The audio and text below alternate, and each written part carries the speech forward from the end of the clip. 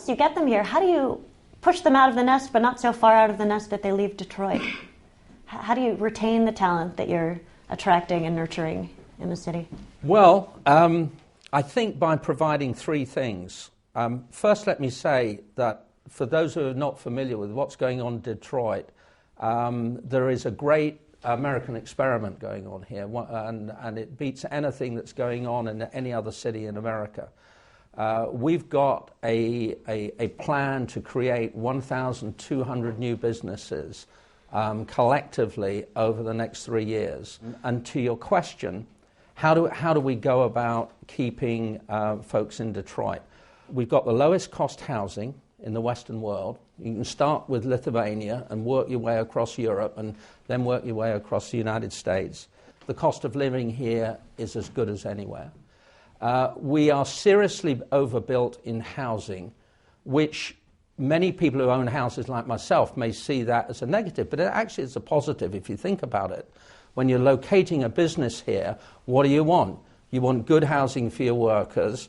You want plenty of office and lab space, which we've got. You've got to have good facilities. And we've got plenty of well-built facilities that can be rehabbed. I mean, I'm working right now in a building that was designed as a car factory.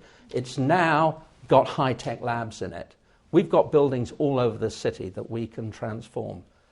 Just to chime in there, I think, we're really in the throes of being a startup. We're very new. We've been working since 2008, but just launched our retail sales about 3 months ago. So for us, as a very young company, it really comes down to what you're talking about, resources.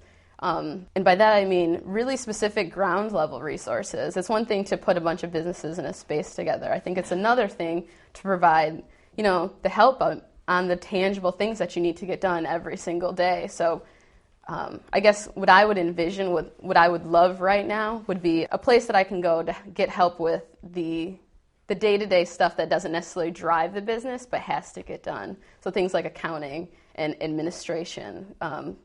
Finding those resources and keeping those resources is so integral to a startup, even though those aren't the things that drive the business and make it successful, but you can't really operate without those. So we don't have a lot of venture capital within the state of Michigan. It has not been a strength of ours in Michigan, and it comes back to, again, sort of the culture before of a few very large companies that dominate the landscape. And as we re-engineer ourselves and move into a different kind of economy, we need to have the resources to do that. So it's important.